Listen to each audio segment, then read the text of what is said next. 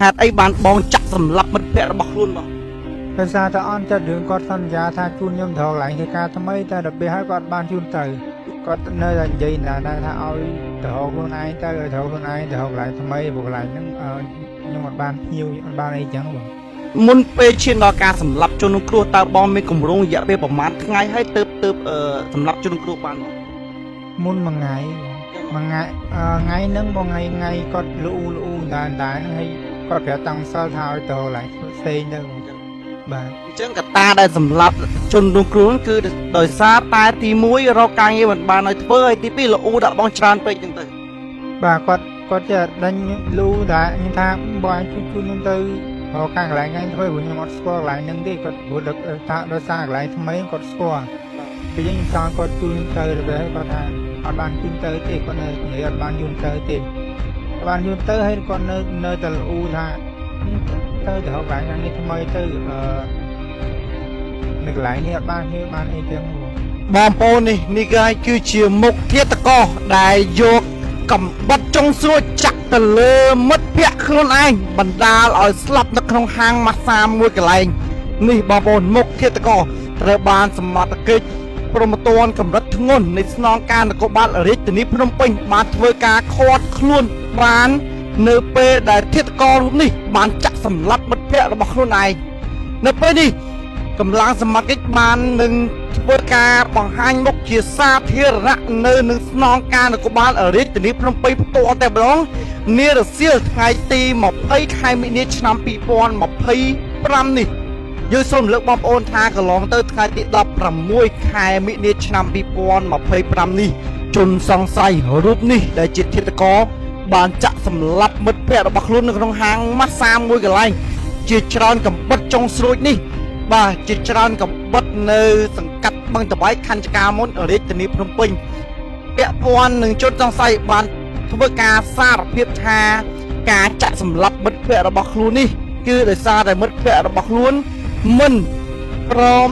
រកការងារថ្មីឲ្យរូបខ្លួនធ្វើហើយពួកគេទាំងពីរនាក់បានស្នាក់នៅផ្ទះជួលជាមួយគ្នាបាទនេះតាមការបញ្ជាក់រូបគេពីរនាក់ជនរងគ្រោះនិងជាឃាតករហ្នឹងនៅផ្ទះជួលជាមួយគ្នាជនសង្ស័យបានទៅធ្វើការក្នុងហាងម៉ាស្សាហ្នឹងបានចំនួន7ថ្ងៃតែប៉ុណ្ណោះបាទបាន7ថ្ងៃធ្វើការជាមួយជនរងគ្រោះនៅក្នុងហាងម៉ាស្សាកាត់ហេតុហ្នឹងណាពេលដែលធ្វើការបានចំនួន7ថ្ងៃជនសង្ស័យត្រូវបានហាងម៉ាស្សានោះបញ្ឈប់ការងារដោយសារតែមូលហេតុមានដៃមានជើងយកសម្ភារៈមានតម្លៃរបស់ក្រុមការងារនៅក្នុងហាងម៉ាស្សានោះចាស់ឲ្យទៅធ្វើឲ្យជនសង្ស័យនេះទៅនិយាយជាមួយនឹងជនរងគ្រោះជាមិត្តភក្តិជាមួយគ្នានៅផ្ទះជួលជាមួយគ្នាហ្នឹងណាឲ្យរកការងារថ្មីឲ្យរូបខ្លួនធ្វើជនរងគ្រោះអត់បានរកការងារថ្មីឲ្យជនសង្ស័យធ្វើស្រាប់តែជនសង្ស័យក៏ដាក់កំបិតក្នុងកាបូបខ្លួនឯងជាច្រើនថ្ងៃមកហើយគឺប៉ុនប៉ងសម្រាប់ទៅលើជនរងគ្រោះក្នុងករណីបើសិនជាជនរងគ្រោះមិនរកការងារថ្មីឲ្យរូបគេធ្វើលុះឈានដល់ថ្ងៃកើតហេតុមិនដឹងជាមានចំនួនតោះតែងពាក្យសម្ដីយ៉ាងណាធ្ងន់ធ្ងរទេទើបជនសង្ស័យបានធ្វើសកម្មភាពយកកំបិតចុងស្រួចរូបចុងស្រួចចំនួន2កំបិតយកទៅចាក់ជាច្រើនចំបិតទៅលើជនរងគ្រោះបណ្ដាលឲ្យរងរបួសធ្ងន់ធ្ងរនៅទីតាំងចំណុចហាងម៉ាស្សាតែម្ដងគណៈបញ្ជូនទៅកាន់មន្ទីរពេទ្យជនរងគ្រោះក៏ត្រូវបានស្លាប់នៅមន្ទីរពេទ្យតែម្ដងភេសជ្ជៈផ្លូវកម្លាំង Power MIសម្បូរវីតាមីននិងជាកូប៊ីឡូបាជំនួយខួរក្បាលត្រជាក់ឆ្ងាញ់ Power MI អនុភាពទស្សនភាពជោគជ័យ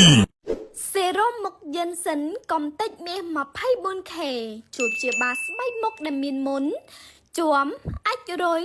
មុខមានស្នាមឲ្យខ្មៅមានដំបៅដោយសារការញិចមុនជួយកាត់បន្ថយស្នាមជាជ្រួញធ្វើឲ្យលាបឡេកាន់តែចូលបង្កើនគុណភាពទ្វេគុណកាន់តែប្រើកាន់តែទទួលបានស្បែកមុខភ្លឺមានសំណើមបែបមានសុខភាពល្អ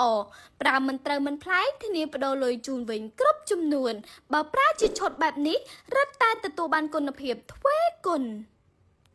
នៅពេលជនសង្ស័យបានធ្វើសកម្មភាពចាក់ទៅលើជនរងគ្រោះនៅក្នុងហាងម៉ាស្សានោះ ជនសង្ស័យបានគម្រាមសន្លត់ទៅលើជនរងគ្រោះឲ្យប្រាប់នៅលេខកងធនាគារបាទដើម្បីយកទូរស័ព្ទរបស់ជនរងគ្រោះហ្នឹងទៅដកធនាគារដើម្បីយកលុយដើម្បីចាយវាយបន្ទាប់ពីគម្រាមទៅលើជនរងគ្រោះរួចហើយ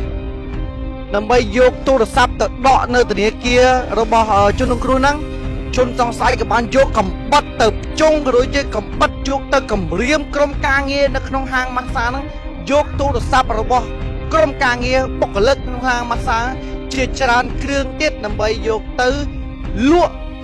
ដើម្បីយកថវិកាដើម្បីចាយវាយរយៈពេលត្រឹមតែ3ថ្ងៃតែប៉ុណ្ណោះកម្លាំងព្រហ្មទណ្ឌចម្រិតស្រាលសហការជាមួយនឹងកម្លាំងនៃព្រហ្មទណ្ឌចម្រិតធ្ងន់នៃស្នងការនគរបាលរាជធានីភ្នំពេញបានធ្វើការឃាត់ខ្លួននៅមុខជនសង្ស័យដែលជាឃាតករចាក់សម្លាប់នោះបាទបានភ្លាមលុះឈានដល់ថ្ងៃទី20បច្ចុប្បន្ននេះពេលនេះគឺកម្លាំងសមត្ថកិច្ចនៃព្រហ្មទណ្ឌកម្រិតធ្ងន់នៃស្នងការនគរបាលរាជធានីភ្នំពេញបានធ្វើការបង្ហាញមុខជនសង្ស័យរូបនេះឬជាឃាតករនេះជាសាធារណៈឲ្យបងប្អូនបានឃើញហើយនឹងត្រៀមបញ្ជូនទៅកាន់អាយកាអមសាលាដំបងរាជធានីភ្នំពេញដើម្បីចាត់ការនិងផ្ដន្ទាទោសតាមផ្លូវច្បាប់ពាក់ព័ន្ធនឹងបទល្មើសសម្លាប់មនុស្សដោយចេតនាករណីឃាតកម្មដោយចេតនាផងដែរនេះគឺជាករណីមួយនៃករណីឃាតកម្មមិត្តភ័ក្តិចាក់សម្លាប់មិត្តភ័ក្តិហើយនោះគឺជាករណីក្មេងទំនើងជាច្រើនអ្នកដែលត្រូវបានកម្លាំងសមត្ថកិច្ចបានធ្វើការបង្ហាញមុខស្របពេលជាមួយនឹងករណីឃាតករសម្លាប់មនុស្សបាទអញ្ចឹងក្មេងទំនើងជាច្រើនអ្នកនេះគឺជាក្មេងទំនើងដែលធ្វើសកម្មភាពឆក់បាទនឹងប្លន់យ៉ាងសកម្មនៅទីក្រុងភ្នំពេញហើយត្រូវបានសមត្ថកិច្ចបានធ្វើការបង្ហាញមុខជាសាធារណៈស្របពេលជាមួយនឹងឃាតករហើយនឹង